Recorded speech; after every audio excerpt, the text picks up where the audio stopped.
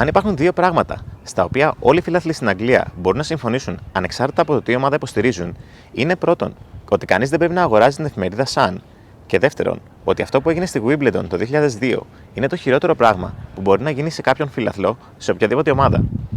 Αυτό ακριβώς θα δούμε στο σημερινό επεισόδιο Match Days.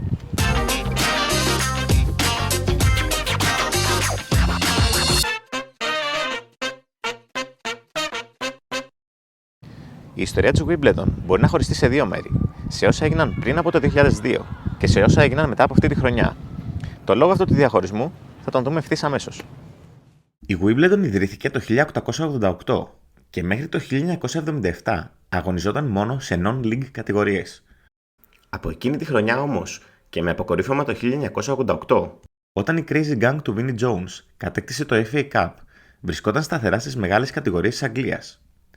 Όλα κυλούσαν ομαλά μέχρι το 1991, όταν η κυβέρνηση της Margaret Thatcher, με αφορμή την τραγωδία στο Hillsborough, πέρασε νόμο όπου απαγόρευσε τους όρθιους φιλάθλους στα γήπεδα και επέβαλε σε όλες τις ομάδες να μετατρέψουν τα γήπεδά τους σε αποκλειστικά για καθήμενους.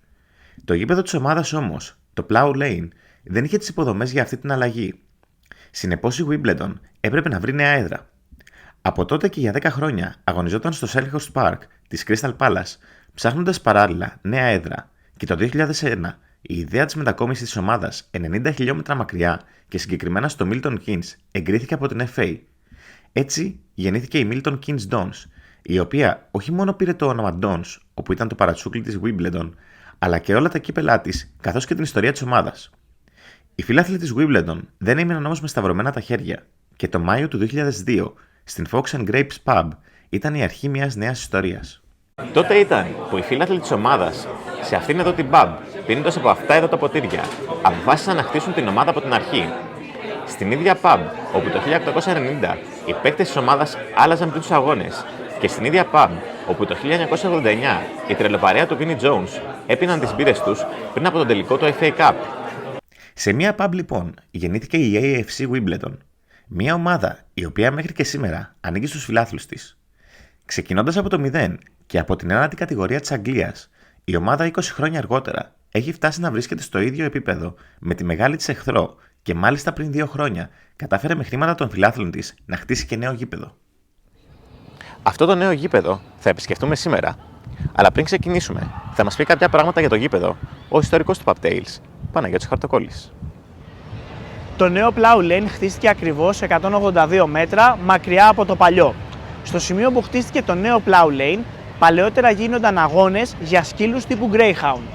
Να σας πούμε κιόλας ότι για την κατασκευή του νέου γηπέδου, παραπάνω από το μισό κόστος καλύφθηκε από τους ίδιους τους φιλάθλους της ομάδας, ενώ το υπόλοιπο μισό καλύφθηκε από έναν τοπικό επιχειρηματία, ο οποίος και αυτός είναι φίλος της ομάδας.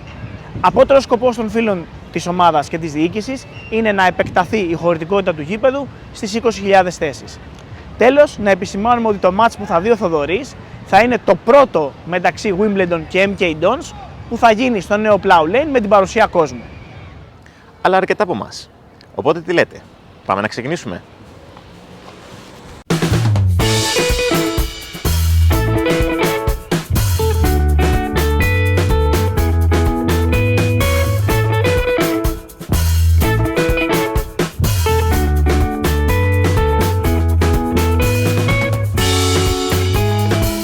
Λόγω της κόντρας των φιλάθλων των δύο ομάδων, η αστυνομική δύναμη στην περιοχή ήταν έντονη και ακόμα εντονότερη στις pubs όπου φιλοξενούν αποκλειστικά τους εκτός έδρας φιλάθλους.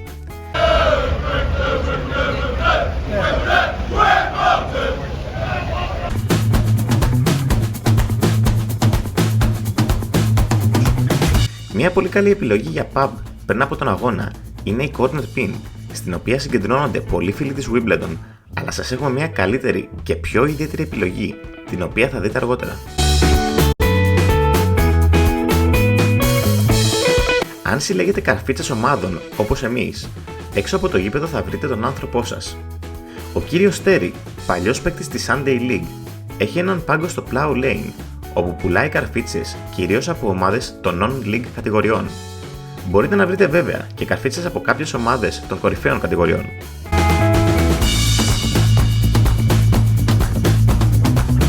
Επίσης, ως φαν της Wimbledon, έχει καρφίτσα για κάθε μάτς της ομάδας, κάνοντάς το ένα πολύ ιδιαίτερο αναμνηστικό αν επισκέφτεστε για πρώτη φορά το γήπεδο.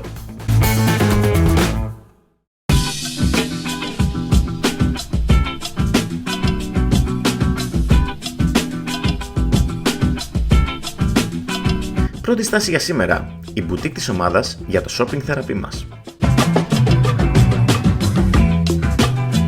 Όπως μπορείτε να δείτε, η μπουτίκ είναι πολύ ευρύχωρη για ομάδα της League One και η ποικιλία των προϊόντων αρκετά μεγάλη.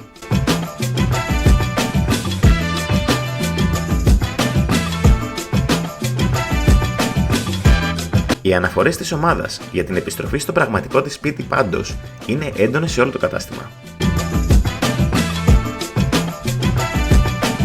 Το πιο όμορφο κομμάτι παρόλα αυτά είναι το γεγονός πως εντός της μπουτίκ θα βρείτε ένα μικρό μουσείο με αρκετά εκθέματα για να μάθετε για την ιστορία και τις μεγαλύτερες επιτυχίες της ομάδας.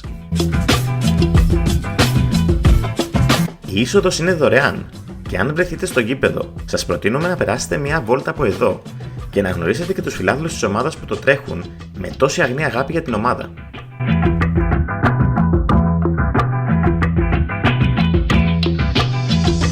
Αλλά αφού κάναμε τα ψώνια μας, συνειδητοποιήσαμε πως είχαμε στεγνώσει και έτσι πήγαμε για την καθιερωμένη μπύρα μας.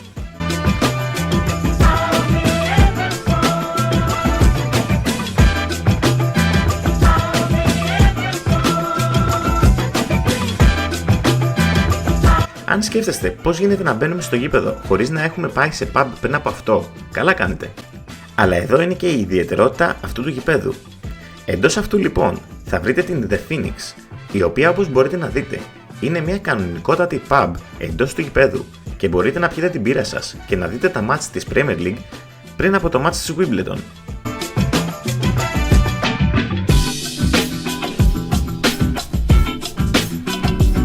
Κανονική pub εντός γηπέδου, μόνο σε γήπεδο που έχουν φτιάξει φύλαθλοι μπορείς να βρεις.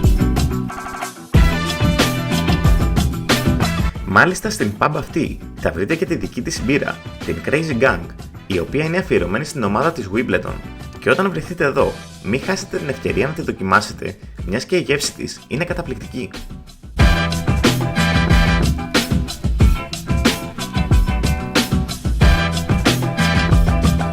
Αν είστε τυχεροί και πετύχετε και καλή μέρα, μπορείτε να κάτσετε και στην αυλή της pub. Αφού ήπιαμε λοιπόν τις μπύρες μας, κατευθυνθήκαμε προς τις θέσεις για το μεγάλο ντέρμπι. Το Plough Lane είναι ένα γήπεδο 9.200 θέσεων και το κόστος του ανήλθε στα 33 εκατομμύρια λίρες. Το ιστορικό πρώτο μάτς που παίχτηκε σε αυτό το γήπεδο ήταν στις 3 Νοεμβρίου του 2020 απέναντι στην Doncaster χωρίς κόσμο λόγω της πανδημίας του κορονοϊού. Και με την είσοδο των παιχτών, η ατμόσφαιρα στο γήπεδο ήταν καταπληκτική και αντάξια ενός μεγάλου ντέρμπι.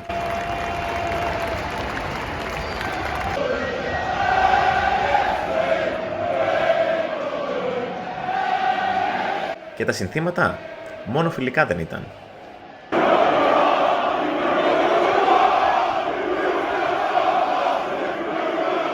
Και όποτε η μπάλα πήγαινε στην κερκίδα, επέστρεφε με μίσος στους παίκτες της Milton Keynes.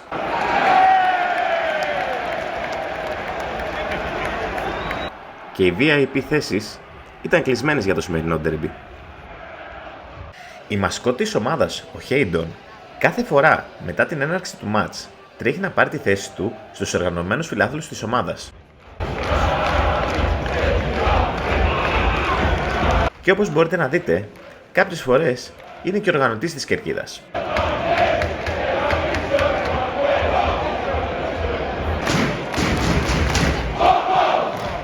Στα του μάτς τώρα, σε ένα άνω στο πρώτο ημίχρονο, η Wimbledon κατάφερε να βρει τον γκολ και να βάλει φωτιά στην κερκίδα.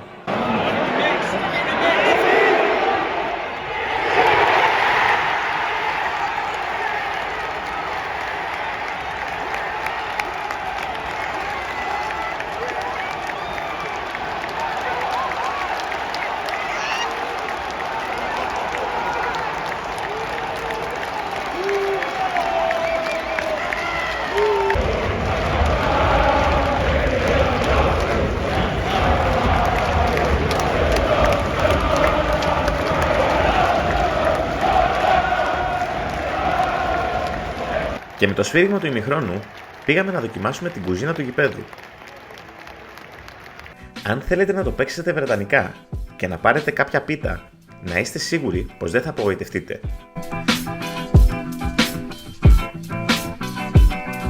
Τόσο η πίτα με κοτόπουλο, όσο και το μπέργκερ που δοκιμάσαμε, ήταν ίσως τα κορυφαία που έχουμε φάει στη φετινή σεζόν των Match Days.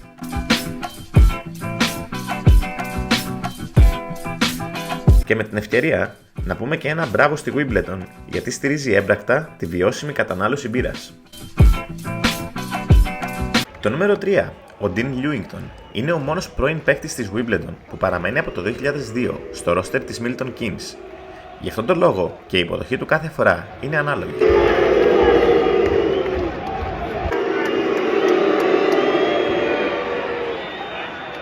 Και ο σωσίας του Harry Maguire ήταν στις κερκίδες. Με το μάτς να μπαίνει στο τελευταίο τέταρτο, τα αίματα άναψαν στις κερκίδες, χωρίς όμως να έχουμε ιδιαίτερα ευτράπελα. Το μίσος πάντως των δύο ομάδων το νιώθει συνεχώς στο γήπεδο.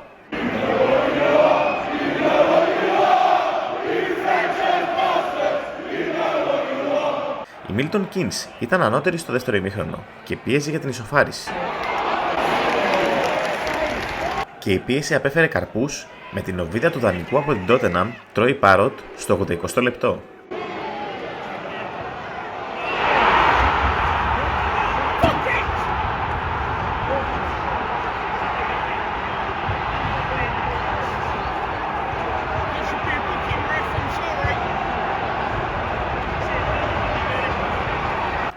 Και η κατάσταση πήγε να θυμίσει Ελλάδα, με τα καπνογόνα και κάποιους οπαδούς να μπαίνουν στο γήπεδο.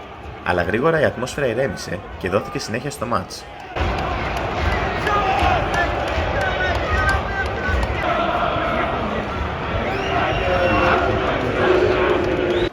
Η Wimbledon έκανε μια απέλπιδα προσπάθεια να κλέψει το μάτς, αλλά η τύχη δεν ήταν με το μέρος της.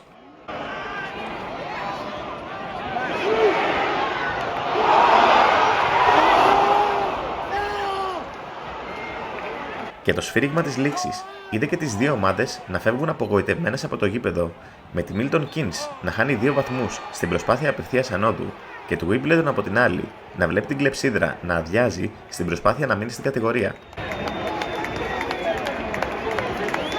Παρά τη δύσκολη θέση της ομάδας, οι φίλαθλοι της παραμένουν πιστά δίπλα της.